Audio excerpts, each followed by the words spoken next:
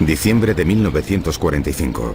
Un escuadrón de aviones de la Marina de Estados Unidos desaparece en la costa de Florida. Marzo de 1918. Un enorme carguero de la Armada que se dirige a Baltimore se esfuma sin dejar rastro.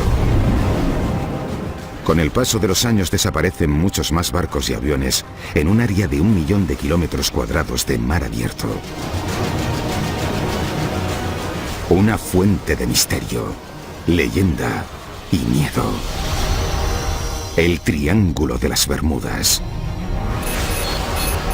Hoy, gracias a la tecnología, podemos eliminar las aguas capa a capa y desvelar un paisaje oculto.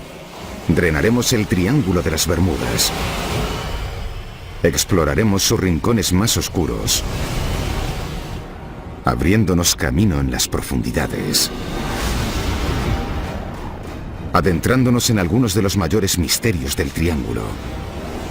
Cuando se haya drenado el agua, ¿qué encontraremos en el fondo del Triángulo de las Bermudas?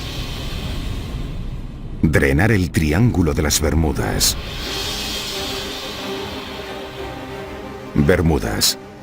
Un oasis a 1046 kilómetros al este de Estados Unidos. Durante siglos, ha acogido el transporte por el Atlántico.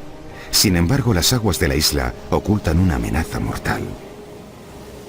Bermudas es tanto una zona increíblemente atractiva como reticente para los marineros que no tienen experiencia en navegar en sus aguas. El nombre de Bermudas infunde miedo a los marineros. Era conocida como la Isla de los Diablos. La paradoja de Bermudas como paraíso es que durante los primeros 200 o 300 años era un cementerio de barcos. Como guardián de barcos hundidos, el trabajo de Philippe Rouillat es rastrear y monitorizar los naufragios históricos de las Bermudas. Y aquí hay suficientes para mantenerse ocupado. De hecho, estas aguas han conseguido albergar hasta 300 embarcaciones. ¿Por qué naufragan tantos barcos en estas aguas tan cristalinas y tan cerca de tierra?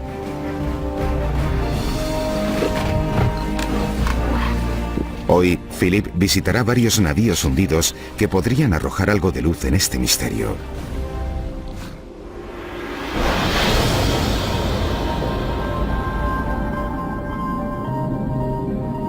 En primer lugar, el Mary Celestia, un barco de vapor con el casco de hierro que llevaba provisiones durante la Guerra Civil Americana. Zarpó de Bermudas, bajó por la orilla sur y desapareció justo aquí. Algo bastante curioso porque estamos solo a 800 metros de la costa. Ocurrió un día en el que el agua estaba en calma. Hay mucha intriga sobre esto. Estamos intentando averiguar cómo ocurrió. Yace a tan solo 15 metros bajo el agua. Aún se puede distinguir la característica rueda de paletas del navío.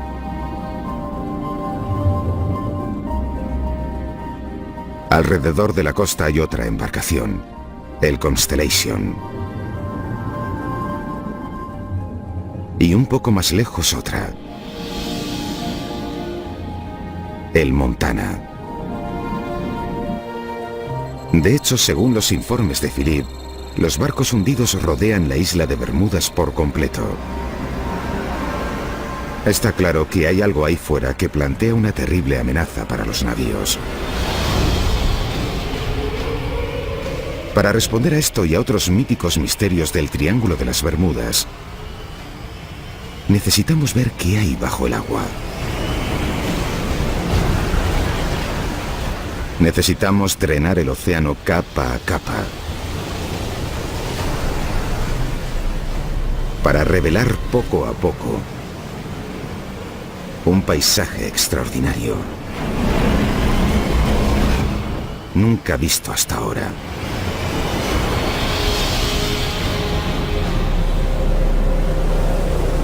Solo es posible ver las profundidades del Triángulo de las Bermudas gracias a una avanzada tecnología llamada mapeo por sonar.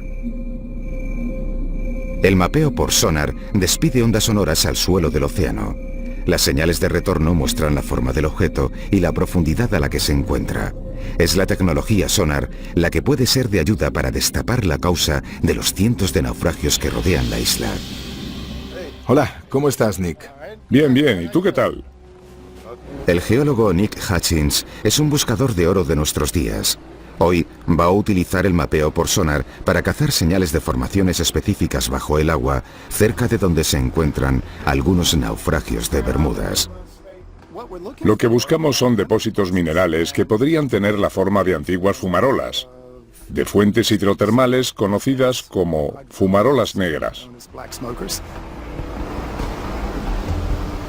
Nick cree que las fumarolas ahora extintas podrían contener metales y minerales poco comunes. Vamos en busca de oro y cobre. En esa corteza que ves hay platino, cobalto, níquel y materiales poco frecuentes pero importantes, ya que son vitales para la tecnología moderna. Con objeto de localizar metales de valor, Nick cuenta con un dispositivo sonar multihaz. Los datos revelan un paisaje submarino extraordinario alrededor de Bermudas, incluyendo lo que parece ser un acantilado. Hay una especie de meseta grande. Lo llamamos el acantilado. Llegas al lateral y después hay una pendiente de unos 60 grados y 350 brazas de profundidad. Las vistas son fascinantes. Pero ¿por qué hay un saliente de una montaña submarina lejos de la costa de Bermudas? Para encontrar el sentido tenemos que ver una foto más grande. Utilizando la información sonar más actualizada de la isla, hoy podemos drenar virtualmente toda la zona. En el agua, la pequeña isla parece posarse en la espectacular cima de una montaña. Un monte submarino de casi 5 kilómetros que se alza solitario en medio del océano Atlántico. ¿Cómo ha llegado aquí? La razón por la que la isla está aquí hoy es porque en este punto aislado de la placa oceánica tuvo lugar una erupción volcánica muy significativa debido a la fase de desarrollo del océano Atlántico. El volcán creció y creció durante millones de años hasta que finalmente sobrepasó la superficie del océano. Entró en erupción y dio lugar a una isla volcánica gigantesca que hoy se sitúa a casi 1000 metros por encima del nivel del mar. Después de que el volcán se extinguiera hace 30 millones de años, el viento y la lluvia erosionaron la montaña hasta convertirla en meseta. Entonces, debido a que subió el nivel del mar tras la edad de hielo, Bermudas quedó reducida a una pequeña isla encima de un monte submarino. Hoy han crecido arrecifes en las laderas de este viejo volcán y rodean toda la isla de Bermudas. Los arrecifes de Bermudas son una barrera natural para protegernos de la furia del océano, pero también han sido un triste destino para muchos marineros. Estos arrecifes son potencialmente mortales para los barcos, pero lo que hay en ellos plantea una amenaza aún más peligrosa. En la isla son conocidos como hervidores o salientes. Los salientes se forman por un tipo de alga rocosa y por las conchas de millones de pequeños moluscos. Juntos crean una estructura caliza increíblemente dura que puede crecer hasta 10 metros desde el fondo del mar, pudiendo a veces salir a la superficie cuando la marea está baja. El material de los salientes es en realidad más duro que el del arrecife que los rodea, razón por la que han sobrevivido y por la que el proceso persiste. Por tanto, cualquier embarcación, ya sea de madera o metal, que se encuentre con una de estas formaciones, podría sufrir un serio impacto. En ocasiones, los salientes tienen áreas afiladas. Estas pueden perforar el casco de un barco como un abrelatas, hundiéndolo en minutos. Y pueden ser mortales cuando el agua está en calma. Una de las ironías de los salientes es que son más visibles cuando hay olas y tormenta. De hecho, a veces, cuando más peligrosos son los salientes, es en días en los que el agua está en calma porque no se ven nada. Los salientes han causado muchos de los naufragios de Bermudas, entre ellos el del Mary Celestia. Esta oculta amenaza rodea Bermudas, un legado mortal de su pasado volcánico. Drenar la isla de las Bermudas ha ayudado a explicar cientos de naufragios encontrados aquí. Pero este es solo un pequeño rincón de un gran triángulo formado por Bermudas como punto norte, por Puerto Rico al sur y por la costa de Florida, que representa el vértice occidental. Y es un avión de la Segunda Guerra Mundial procedente de Florida el que protagoniza el mito más conocido del Triángulo de las Bermudas, el vuelo 19, la patrulla perdida. Hoy un equipo de submarinismo se dispone a buscar un avión implicado en los desconcertantes eventos de ese día. A medida que drenemos más, ¿encontraremos pruebas que ayuden a resolver este misterio? 5 de diciembre de 1945. 5 torpederos Avenger despegan de la estación aérea Fort Lauderdale en Florida. El vuelo 19, su nombre en clave, está de misión rutinaria de entrenamiento aéreo por toda la costa atlántica. Al mando está el teniente de la Marina Charles Taylor, un piloto altamente experimentado. Ha liderado docenas de misiones de entrenamiento, pero no conoce muy bien esta zona costera en particular. En plena misión las cosas empiezan a ir mal. El teniente Taylor informa que tiene problemas con la brújula. El tiempo empeora con rapidez y pronto se pierden irremediablemente. Un Martin PMB Mariner parte en misión de rescate para localizar la patrulla y guiar a los pilotos de vuelta a casa. El Mariner manda un mensaje rutinario, pero después de aquello, nunca se vuelve a saber de él. No se han encontrado restos del vuelo 19 o del avión de rescate Mariner. Se han propuesto multitud de raras y fabulosas teorías para explicar la desaparición de estos aviones. Desde abducciones alienígenas a los efectos de niebla electromagnética. Es más probable que los pilotos se perdieran, se quedaran sin combustible o tuvieran que amerizar en alguna parte del océano. El Mariner y el vuelo 19 tuvieron problemas en algún lugar de la zona que rodea las Bahamas. Y por primera vez, hoy es posible drenar este área de casi 5 kilómetros de profundidad hasta el suelo marino. El drenaje revela una gran y uniforme área submarina conocida como la llanura abisal. Es como un desierto submarino gigante. Es fácil darse cuenta de por qué nunca se han descubierto restos del avión. Pero hoy, 70 años después, por fin estamos cerca de encontrar el avión de rescate Martin Mariner.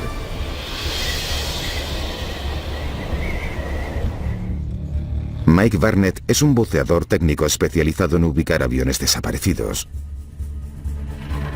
Ha pasado años investigando el incidente del vuelo 19 y ahora cree que sabe de buena tinta dónde se estrelló el Mariner. Intenté recrear en mi mente la ruta aérea que podría haber seguido el avión y dónde podría haber caído. La ruta empezaría aquí, en la estación aérea naval de Banana River, donde despegó el avión. Luego viajó al norte hasta el Cabo Cañaveral y después se dirigió al área de búsqueda que le habían asignado. Sabemos que media hora después de despegar se avistó una explosión. Un carguero registró una explosión en medio del aire. Cuando el navío se acercó, no encontraron restos. O se hundió o la corriente del Golfo se llevó los restos. Hoy Mike y su equipo están listos para buscar los restos del avión desaparecido. La zona que vamos a investigar hoy está a 70 metros de profundidad, a unos 80 kilómetros de la costa. Creemos que es un área sospechosa que merece ser analizada porque está dentro de la zona, un poco al norte de donde esperábamos, pero la influencia de la corriente del Golfo podría haberlo llevado allí. Los pescadores locales han informado de restos en este área y Mike va a buscarlos con su sonar. Acabamos de pasar el punto. No se percibe. Es bastante pequeño, lo que te esperarías de un avión. Llegados a este punto es hora de ponerse el traje e ir a mirar. Vamos, vamos, vamos. El punto está a casi 70 metros de profundidad. Mike cree que podría ser un avión, pero aún no puede asegurar que sea el Mariner. La visibilidad a esa profundidad es muy limitada y la fuerte corriente convierte la búsqueda en desafiante. Estamos cerca. Hay un montón de peces. Las ruinas atraen a los peces, así que estamos cerca. Entonces, entre la oscuridad, los buceadores detectan algo. Es el tren de aterrizaje del avión. Y a tiro de piedra, el fuselaje oxidado de un gran avión. Esta zona es muy interesante para que haya restos de avión. La estructura está intacta. Normalmente, con el paso del tiempo, estos aviones son solo pequeñas piezas o trocitos en el suelo marino. Así que ver algo así es espectacular. ¿Podría ser este el naufragio del avión de rescate Mariner? El próximo paso es registrar cualquier indicio que pueda identificar el avión. Detectan pilones en las alas, lo que le da aspecto de que podría haber sido usado para enganchar pontones. Podría tratarse de un hidroavión.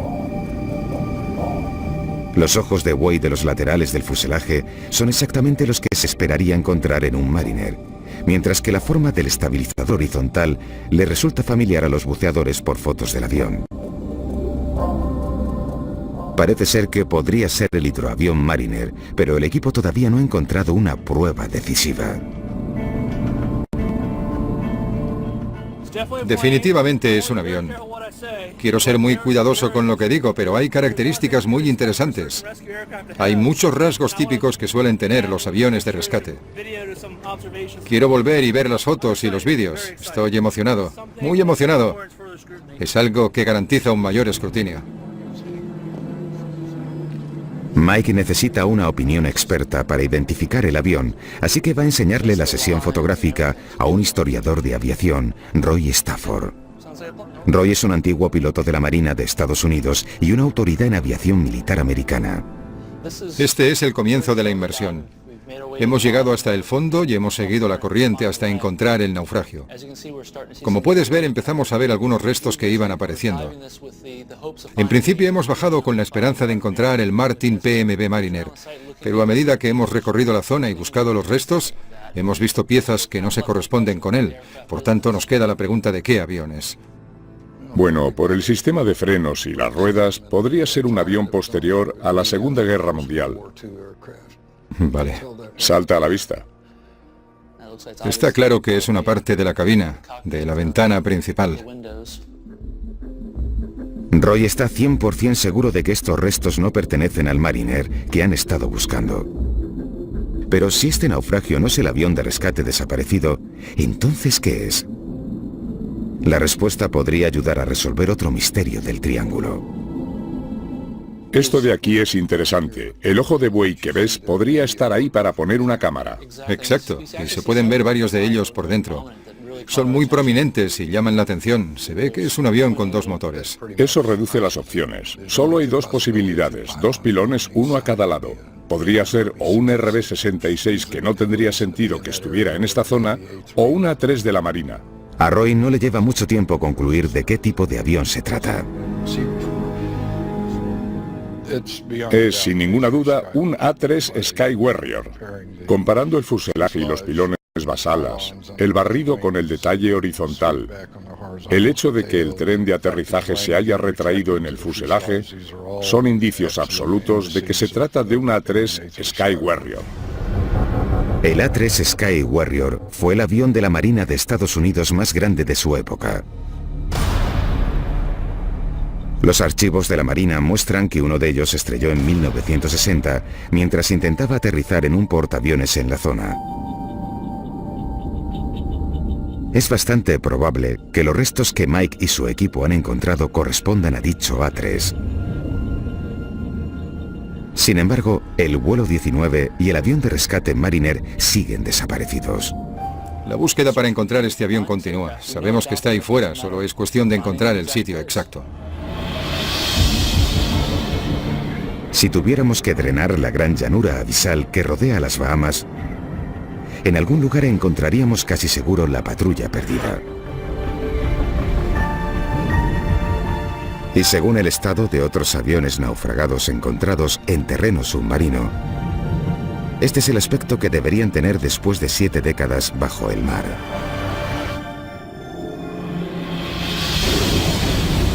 A medida que drenamos más agua del Triángulo de las Bermudas y nos adentramos en las profundidades, nos encontramos con otro extraño fenómeno. En las Bahamas hay antiguas leyendas que hablan de monstruos marinos escondidos en cuevas submarinas. Bestias que devoran gente y barcos. Hoy los científicos han descubierto la extraordinaria verdad tras estas leyendas.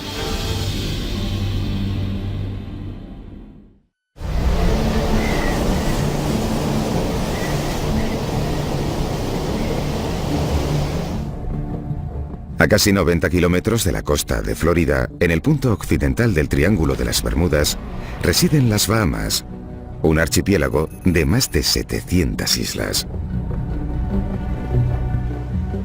Aquí es donde encontramos una de las fuerzas naturales más misteriosas del Triángulo.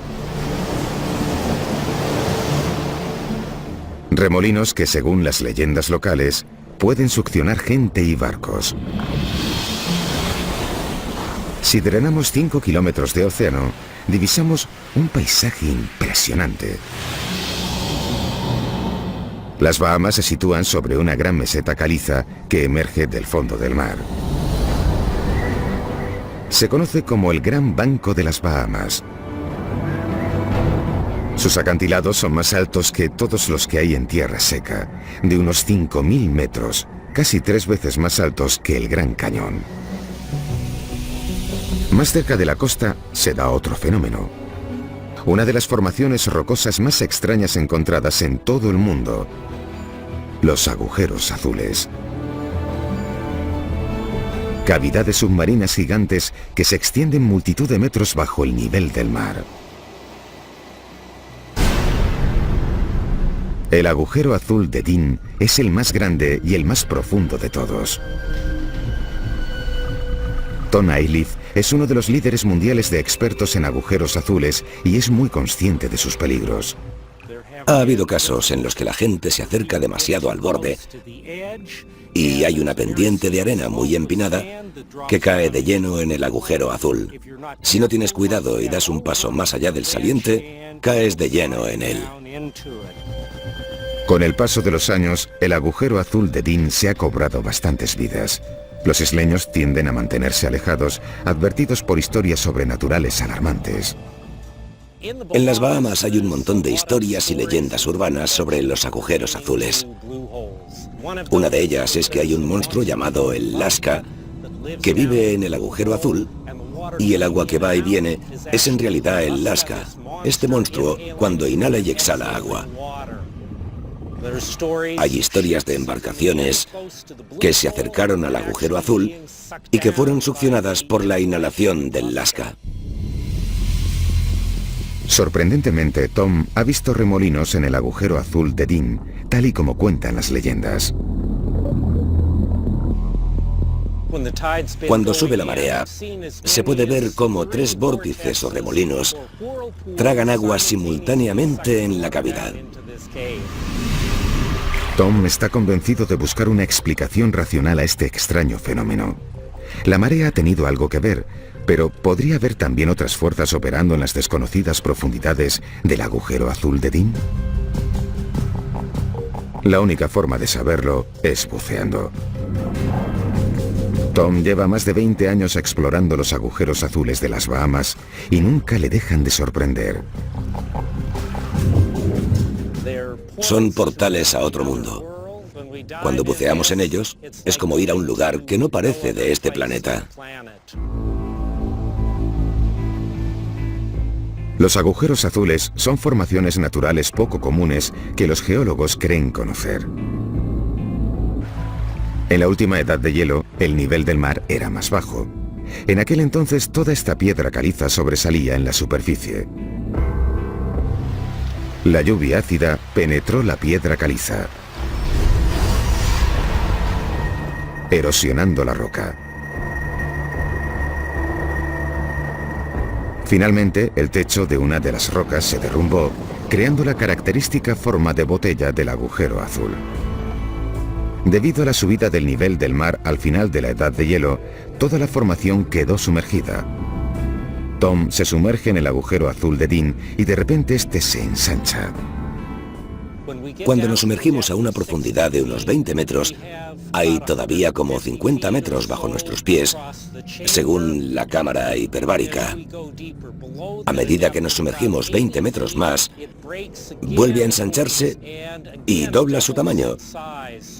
Puede que unos 90 metros. Entonces, 30 metros más abajo, Tom localiza lo que parecen ser túneles laterales que salen del canal principal. Son pequeños, pero ejercen una poderosa fuerza de succión. Hay corrientes fuertes que intentan succionarte. Solo nos acercamos un poco, pero al volver tuvimos que cogernos los unos a los otros de las manos y empujarnos para librarnos de ellas. A casi 50 metros, Tom está en el límite de su experiencia en buceo. Nunca se ha aventurado a descender tanto. Un pequeñísimo número de buceadores expertos se ha atrevido a descender a la increíble cifra de 200 metros. Pero las profundidades albergan un vasto terreno sin explorar. Si drenásemos el agujero azul de Dean lo suficiente, revelaríamos no solo la gran forma embotellada de la cavidad, sino también la existencia de una red de túneles y fisuras que se extienden por las profundidades. Es la fuerza del agua que entra y sale de estos túneles la que genera el efecto de remolino, más que un mítico monstruo marino. Sin agua, el agujero azul de Dean es una estructura geológica abominable aún desconocida. Puede que los agujeros azules de las Bahamas tarden en revelar sus secretos, pero albergan muchos fenómenos inexplicables del Triángulo de las Bermudas. Hay leyendas extrañas acerca de gigantescos muros de agua que aparecen de la nada. Y una curiosa sustancia bajo el agua cubre el lecho marino con el poder suficiente para destruir barcos.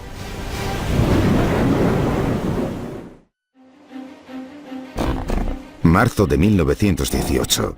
Un navío de la Marina de los Estados Unidos zarpa de Barbados. El USS Cyclops es un gran buque carguero de 19.000 toneladas.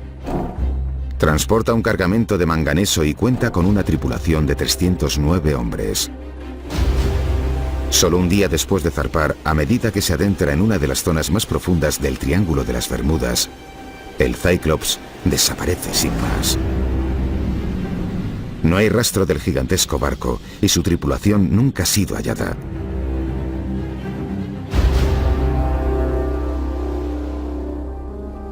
Para Marvin Barrage, la historia toma forma de tragedia personal.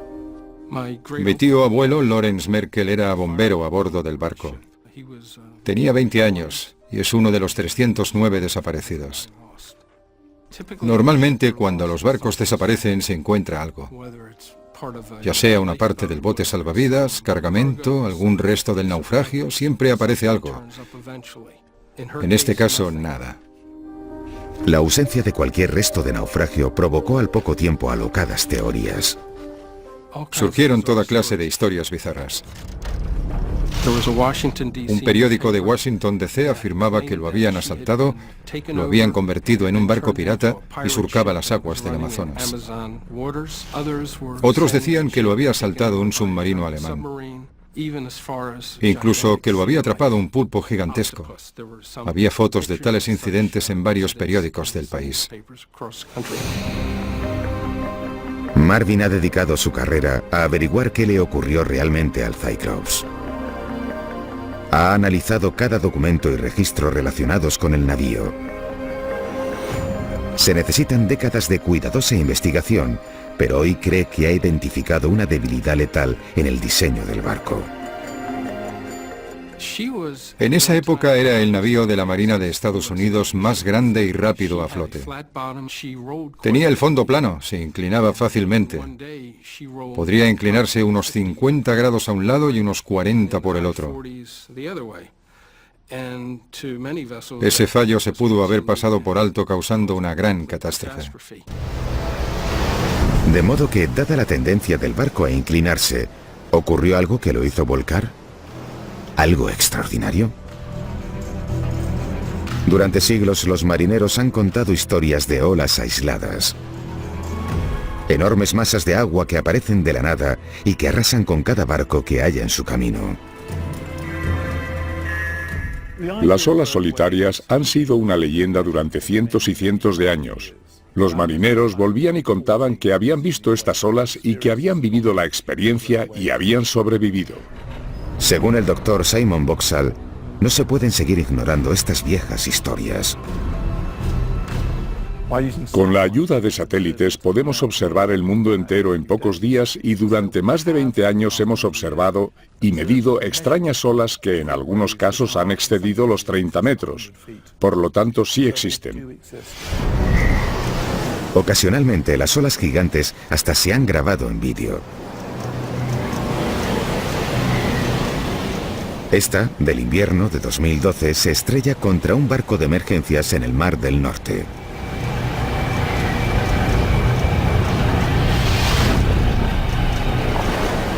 Dados los desajustes climáticos extremos del Triángulo de las Bermudas, ¿podrían darse olas gigantes aquí en una escala similar?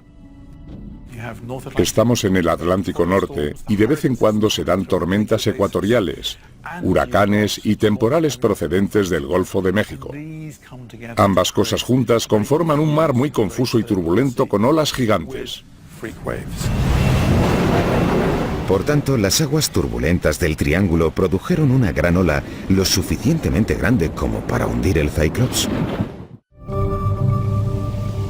El Triángulo de las Bermudas siempre ha sido considerado una zona misteriosa. Ahora usamos la más avanzada tecnología para drenar capa a capa, destapar los mitos y averiguar qué ocurre en realidad. Sin embargo, a veces solo la ciencia experimental basta para encajar el viejo puzzle. El tanque de olas del laboratorio Coast, en la Universidad de Plymouth, al sur de Inglaterra, es uno de los tanques de olas más avanzados del Reino Unido. Puede simular una amplia variedad de estados oceánicos que se suceden en el Triángulo de las Bermudas. Aquí los científicos se toman muy en serio la noción de olas aisladas o extrañas. Vamos a empezar con una simulación a 16 metros. Hoy, los oceanógrafos llevan a cabo un experimento para determinar si una ola aislada podría haber hundido un gran navío como el desaparecido barco de la Marina, el Cyclops. El equipo cuenta con un modelo a escala comparable al tamaño del Cyclops. Lo pondrán directamente en el paso de una de las extrañas olas. Primero generan un patrón de ola normal. Con olas equivalentes a 7 metros, la embarcación permanece estable. Pero cuando simulan un impacto de dos tormentas convergiéndose, el patrón de las olas cambia. Y de repente, como de la nada, una ola solitaria. Es el equivalente a una ola de más de 15 metros y el impacto al modelo en escala es evidente.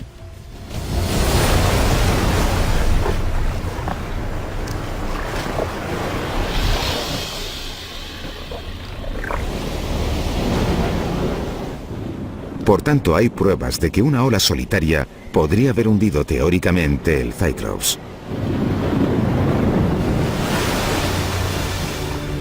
Pero hay otro extraño fenómeno que también podría ser el culpable de la desaparición del barco. Para verlo necesitamos drenar más agua del Triángulo de las Bermudas. En el lecho marino, a una profundidad de 300 metros, se pueden encontrar restos de un material lechoso y ceroso. Una parte de su extensión puede cubrir un área más grande que Manhattan. Se trata de una sustancia llamada hidrato de metano.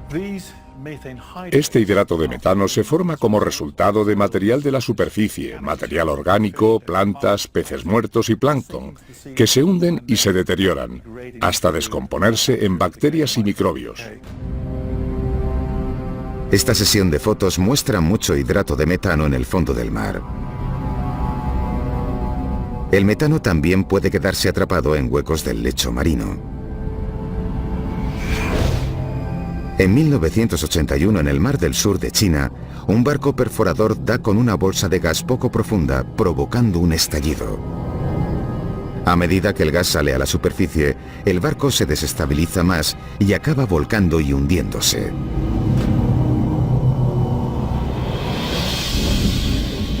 Cualquier movimiento a gran escala en el fondo del mar, como un terremoto o un movimiento de placas, podría mover una losa sustancial de hidrato de metano que podría convertirse en gas al salir a la superficie. Por tanto, una emisión de hidrato de metano podría haber provocado que volcara el Cyclops. Sobre todo porque era propenso a volcar debido a su diseño. Pero la única manera de determinar lo que ocurrió realmente al barco es encontrar sus restos. Después de haber estudiado todo lo que he podido sobre la distancia aproximada hasta la que podría haber llegado el barco desde que dejó el puerto, creo que pudo haberse hundido un día después de zarpar y que pudo haber volcado alrededor del área norte de Puerto Rico. Marvin tiene la esperanza de que se encuentre algún día el lugar del naufragio. Encontrar el lugar donde se hallan los restos del Cyclops, justo con los de mi abuelo y todos los demás que iban a bordo, significaría mucho. Pero si los cálculos de Marvin son correctos, no será fácil encontrarlo. El drenaje de la zona revela una fosa de hasta 8 kilómetros de profundidad. La fosa de Puerto Rico. Aquí es donde el triángulo alcanza su punto más profundo. De hecho, es el punto más profundo de todo el Atlántico. A medida que los científicos han explorado la gran formación submarina, encuentran lo que podría ser el secreto más mortal del Triángulo de las Bermudas. El origen de un tsunami potencialmente devastador. La parte más profunda del Triángulo de las Bermudas, la fosa de Puerto Rico, podría albergar un secreto mortal. Por tanto, los científicos se apresuran a explorar esta inaccesible región submarina.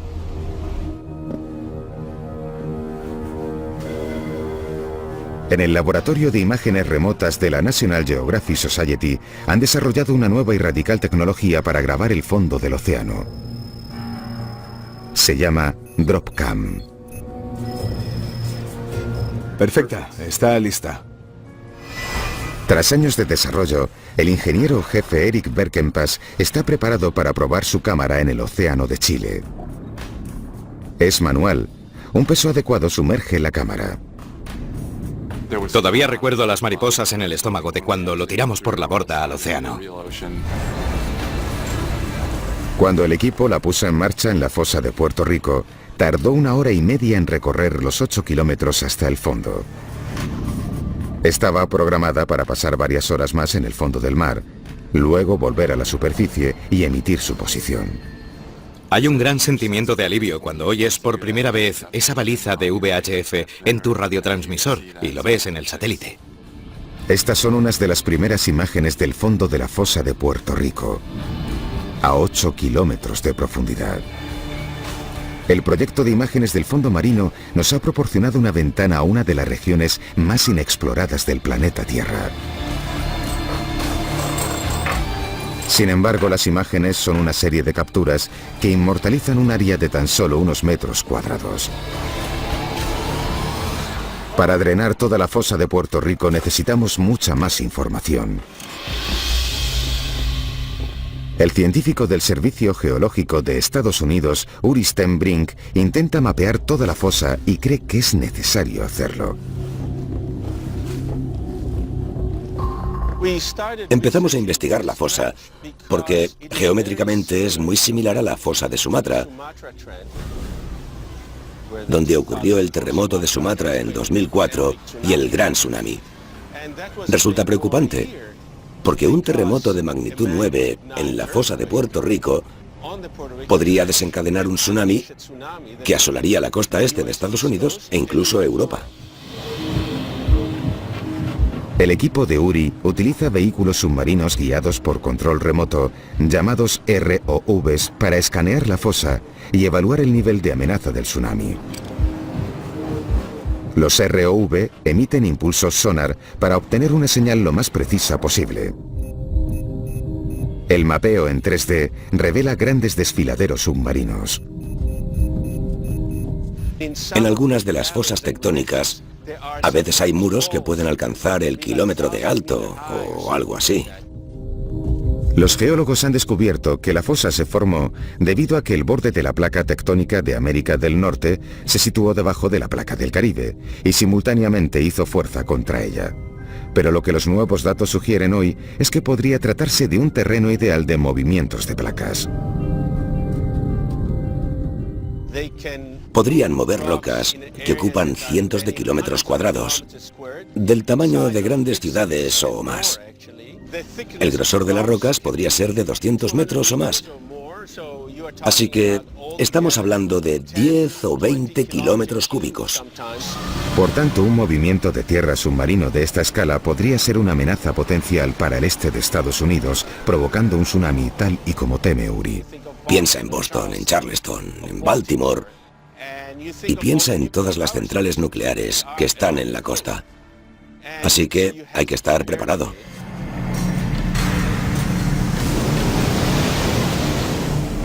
El terrorífico impacto de un tsunami en una central nuclear que no esté lo suficientemente protegida se entiende muy bien después del desastre de Fukushima de 2011. Para que se diera un terremoto de tal calibre en Estados Unidos, tendría que haber un terremoto de magnitud 9 en la fosa. Para entender las probabilidades de un terremoto a esa escala, el equipo de Uri cogió muestras de roca de la fosa y la analizó en el laboratorio. Lo que aprendieron será un alivio inmenso para todos los habitantes de la costa este. Aunque si vives cerca de la fosa podría seguir siendo desastroso.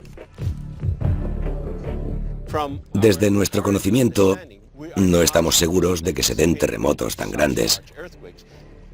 Pero no decimos con eso que no se puedan dar grandes terremotos de magnitud 8 u 8,5. También podría pasar. Puede que no llegasen a la costa este de Estados Unidos, pero aún así causarían un daño tremendo en el Caribe. También es posible que un terremoto formado en la fosa emitiera hidrato de metano, un indicio más que podría ser responsable de algunas de las famosas desapariciones de la zona.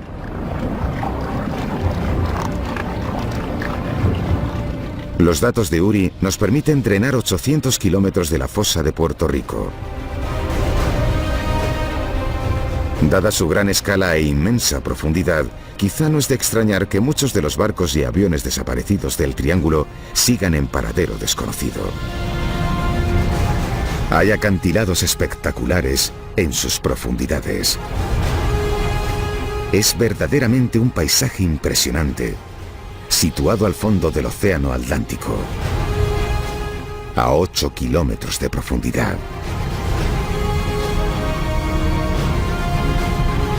Drenar el Triángulo de las Bermudas nos ha mostrado por primera vez un abanico despampanante de terreno variado, incluyendo algunas de las más extrañas formaciones conocidas hasta ahora en nuestros océanos. Los mitos y leyendas del Triángulo persisten y están profundamente arraigados. Ya hemos descubierto que los peligros de esta zona no parecen venir de fenómenos sobrenaturales, sino de la mortal fuerza de la propia madre naturaleza.